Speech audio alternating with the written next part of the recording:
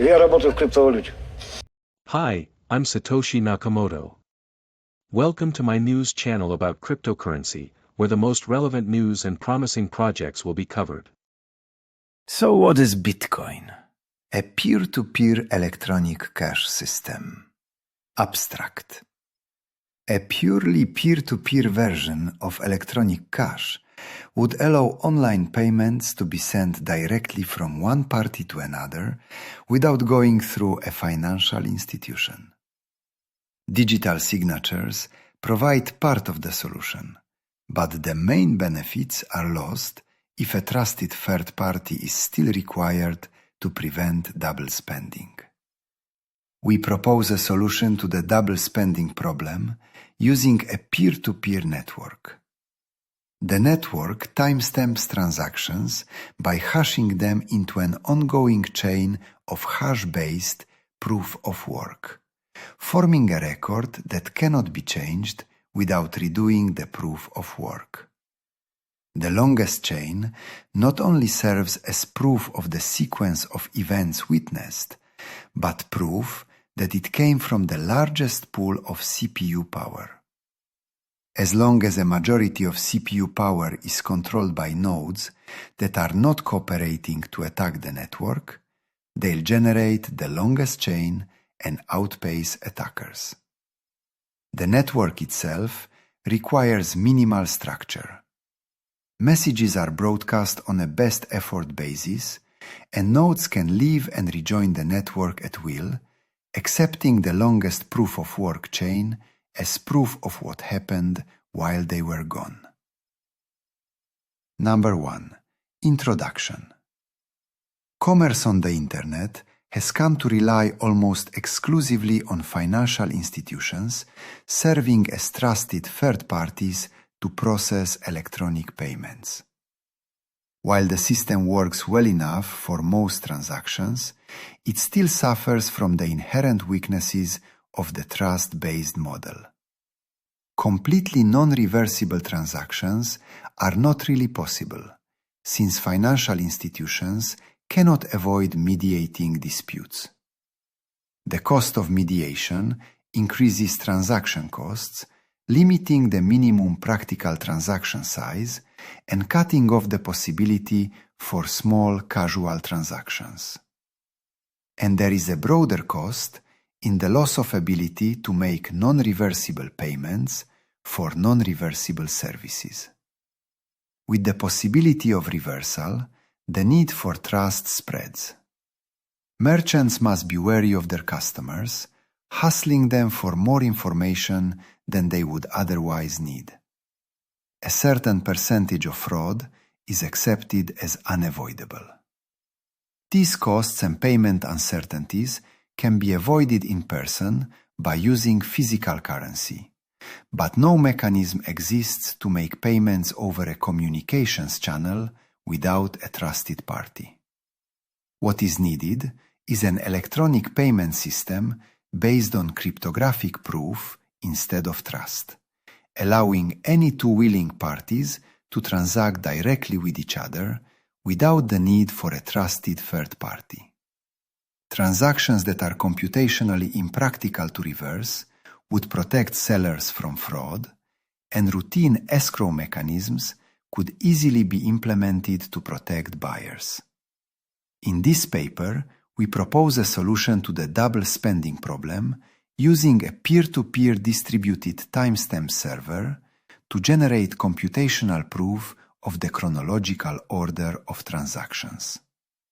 The system is secure as long as honest nodes collectively control more CPU power than any cooperating group of attacker nodes. Number 2. Transactions. We define an electronic coin as a chain of digital signatures. Each owner transfers the coin to the next by digitally signing a hash of the previous transaction and the public key of the next owner and adding these to the end of the coin. A payee can verify the signatures to verify the chain of ownership. The problem, of course, is the payee can't verify that one of the owners did not double spend the coin. A common solution is to introduce a trusted central authority, or mint, that checks every transaction for double. After each transaction, the coin must be returned to the mint to issue a new coin, and only coins issued directly from the mint are trusted not to be double spent. The problem with this solution is that the fate of the entire money system depends on the company running the mint, with every transaction having to go through them just like a bank. We need a way for the payee to know that the previous owners did not sign any earlier transactions. For our purposes, the earliest transaction is the one that counts, so we don't care about later attempts to double spend. The only way to confirm the absence of a transaction is to be aware of all transactions. In the mint-based model, the mint was aware of all transactions and decided which arrived first. To accomplish this without a trusted party, transactions must be publicly announced, and we need a system for participants to agree on a single history of the order in which they were received. The payee needs proof that at the time of each transaction, the majority of nodes agreed it was the first received. 3. Timestamp server. The solution we propose begins with a timestamp server. A timestamp server works by taking a hash of a block of items to be timestamped and widely publishing the hash, such as in a newspaper or Usenet post. The timestamp proves that the data must have existed at the time, obviously, in order to get into the hash. Each timestamp includes the previous timestamp in its hash, forming a chain, with each additional timestamp reinforcing the ones before it. 4. Proof of work. To implement a distributed timestamp server on a peer-to-peer basis, we will need to use a proof-of-work system similar to Adam Back's Hashcash, rather than newspaper or Usenet posts. The proof-of-work involves scanning for a value that, when hashed, such as with SHA-256, the hash begins with a number of 0 bits. The average work required is exponential in the number of 0 bits required, and can be verified by executing a single hash. For our timestamp network, we implement the proof of work by incrementing a nonce in the block until a value is found that gives the block's hash the required 0 bits. Once the CPU effort has been expended to make it satisfy the proof of work, the block cannot be changed without redoing the work. As later blocks are chained after it, the work to change the block would include redoing all the blocks after it. The proof of work also solves the problem of determining representation in majority decision-making. If the majority were based on one IP address, one vote, it could be subverted by anyone able to allocate many IPs. Proof of work is essentially one CPU, one vote. The majority decision is represented by the longest chain, which has the greatest proof of work effort invested in it. If a majority of CPU power is controlled by honest nodes, the honest chain will grow the fastest and outpace any competing chains. To modify a passed block, an attacker would have to redo the proof of work of the block and all blocks after it, and then catch up with and surpass the work of the honest nodes. We will show later that the probability of a slower attacker catching up diminishes exponentially as subsequent blocks are added. To compensate for increasing hardware speed and varying interest in running nodes over time, The proof of work difficulty is determined by a moving average, targeting an average number of blocks per hour. If they're generated too fast, the difficulty increases. 5. Network. The steps to run the network are as follows. 1. New transactions are broadcast to all nodes. 2. Each node collects new transactions into a block. 3. Each node works on finding a difficult proof of work for its block. 4. When a node finds a proof of work, it broadcasts the block to all nodes. 5. Nodes accept the block only if all transactions in it are valid and not already spent. 6. Nodes express their acceptance of the block by working on creating the next block in the chain, using the hash of the accepted block as the previous hash. Nodes always consider the longest chain to be the correct one and will keep working on extending it. If two nodes broadcast different versions of the next block simultaneously, some nodes may receive one or the other first. In that case, they work on the first one they received, but save the other branch in case it becomes longer.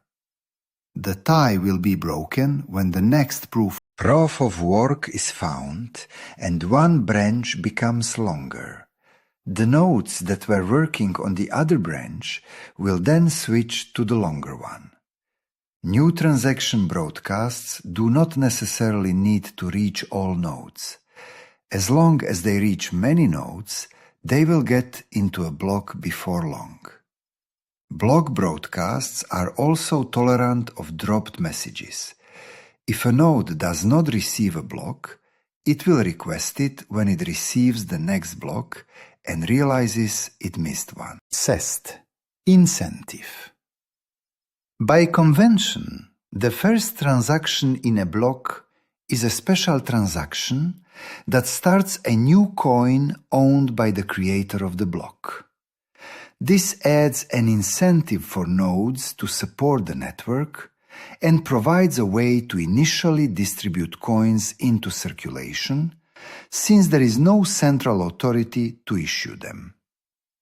The steady addition of a constant amount of new coins is analogous to gold miners expending resources to add gold to circulation. In our case, it is CPU time and electricity that is expended. The incentive can also be funded with transaction fees. If the output value of a transaction is less than its input value, the difference is a transaction fee that is added to the incentive value of the block containing the transaction. Once a predetermined number of coins have entered circulation, the incentive can transition entirely to transaction fees and be completely inflation-free. The incentive may help encourage nodes to stay honest. If a greedy attacker is able to assemble more CPU power than all the honest nodes, he would have to choose between using it to defraud people by stealing back his payments or using it to generate new coins. He ought to find it more profitable to play by the rules. Such rules that favor him with more new coins than everyone else combined, than to undermine the system and the validity of his own wealth. 7. Reclaiming disk space.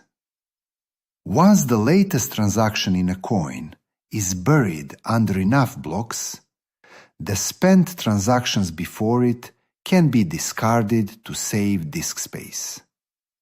To facilitate this without breaking the block's hash, transactions are hashed in a Merkle tree with only the root included in the block's hash.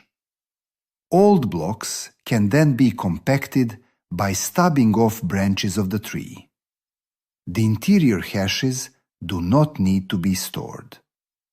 A block header with no transactions would be about 80 bytes.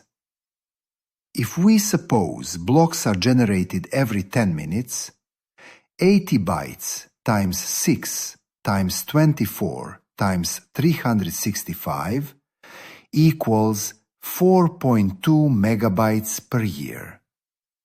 With computer systems typically selling with 2 gigabytes of RAM as of 2008, and Moore's law predicting current growth of 1.2 gigabytes per year, storage should not be a problem even if the block headers must be kept in memory.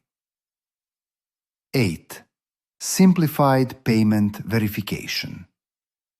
It is possible to verify payments without running a full network node.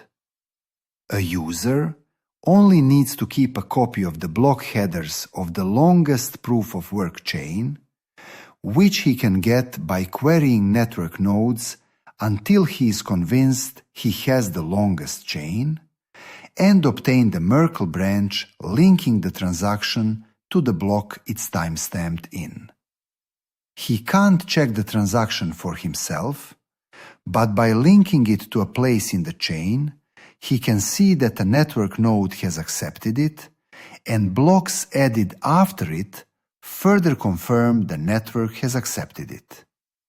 As such, the verification is reliable as long as honest nodes control the network, but is more vulnerable if the network is overpowered by an attacker. While network nodes can verify transactions for themselves, the simplified method can be fooled by an attacker's fabricated transactions for as long as the attacker can continue to overpower the network. One strategy to protect against this would be to accept alerts from network nodes when they detect an invalid block, prompting the user's software to download the full block and alerted transactions to confirm the inconsistency. Businesses that receive frequent payments will probably still want to run their own nodes for more independent security and quicker verification. 7. Combining and splitting value. Although it would be possible to handle coins individually, it would be unwieldy to make a separate transaction for every cent in a transfer. To allow value to be split and combined, transactions contain multiple inputs and outputs. Normally, there will be either a single input from a larger previous transaction, or multiple inputs combining smaller amounts, and at most 2 outputs, one for the payment and one returning the change, if any, back to the sender. It should be noted that fan-out, where a transaction depends on several transactions and those transactions depend on many more, is not a problem here. There is never the need to extract a complete standalone copy of a transaction's history. 10. Privacy. The traditional banking model achieves a level of privacy by limiting access to information to the parties involved and the trusted third party. The necessity to announce all transactions publicly precludes this method, but privacy can still be maintained by breaking the flow of information in another place, by keeping public keys anonymous. The public can see that someone is sending an amount to someone else, but without information linking the transaction to anyone. This is similar to the level of information released by stock exchanges, where the time and size of individual trades, the tape, is made public, but without telling who the parties were. 11. Calculations. We consider the scenario of an attacker trying to generate an alternate chain faster than the honest chain. Even if this is accomplished, it does not throw the system open to arbitrary changes, such as creating value out of thin air or taking money that never belonged to the attacker. Nodes are not going to accept an invalid transaction as payment, and honest nodes will never accept a block containing them. An attacker can only try to change one of his own transactions to take back money he recently spent. The race between the honest chain and an attacker chain can be characterized as a binomial random walk. The success event is the honest chain being extended by one block, increasing its lead by +1, and the failure event is the attacker's chain being extended by one block, reducing the gap by -1. The probability of an attacker catching up from a given deficit is analogous to a gambler's ruin problem. Suppose a gambler with unlimited credit starts at a deficit and plays potentially an infinite number of trials to try to reach break-even. We can calculate the probability he ever reaches break-even, or that an attacker ever catches up with the honest chain, as follows. Given our assumption that P major discount Q, the probability drops exponentially as the number of blocks the attacker has to catch up with increases. With the odds against him, if he doesn't make a lucky lunge forward early on, his chances become vanishingly small as he falls further behind. We now consider how long the recipient of a new transaction needs to wait before being sufficiently certain the sender can't change the transaction. We assume the sender is an attacker who wants to make the recipient believe he paid him for a while, then switch it to pay back to himself after some time has passed. The receiver will be alerted when that happens, but the sender hopes it will be too late. The receiver generates a new key pair and gives the public key to the sender shortly before signing. This prevents the sender from preparing a chain of blocks ahead of time by working on it continuously until he is lucky enough to get far enough ahead, then executing the transaction at that moment. Once the transaction is sent, the dishonest sender starts working in secret on a parallel chain containing an alternate version of his transaction. The recipient waits until the transaction has been added to a block and Z blocks have been linked after it. He doesn't know the exact amount of progress the attacker has made, but assuming the honest blocks took the average expected time per block, the attacker's potential progress will be a Poisson distribution with expected value. To get the probability the attacker could still catch up now, we multiply the Poisson density for each amount of progress he could have made by the probability he could catch up from that point. Rearranging to avoid summing the infinite tail of the distribution, running some results, we can see the probability drop off exponentially with Z. 12. Conclusion. We have proposed a system for electronic transactions without relying on trust. We started with the usual framework of coins made from digital signatures, which provides strong control of ownership, but is incomplete without a way to prevent double spending. To solve this, we proposed a peer-to-peer network using proof of work to record the public history of transactions that quickly becomes computationally impractical for an attacker to change if honest nodes control a majority of CPU power. The network is robust in its unstructured simplicity. Nodes work all at once with little coordination. They do not need to be identified, since messages are not routed to any particular place and only need to be delivered on a best effort basis. Nodes can leave and rejoin the network at will, accepting the proof of work chain as proof of what happened while they were gone. They vote with their CPU power expressing their acceptance of valid blocks by working on extending them, and rejecting invalid blocks by refusing to work on them. Any needed rules and incentives can be enforced with this consensus mechanism. Like and subscribe to the Crypto Plus channel. Modern technologies have radically changed our society, where cryptocurrency has long been the means of payment. The concentration of capital and the growth of cryptocurrency turnover around the world is already today, where scattered small banks are being replaced by cryptocurrency cross-border payments. One of the most important modern decentralized tokens is Soviet gold chervonets, SOVAUCHER, built into the system of cryptocurrency exchanges and allowing financial transactions, which is the most suitable in the system of gaining your freedom and independence. You are on the right path, comrades.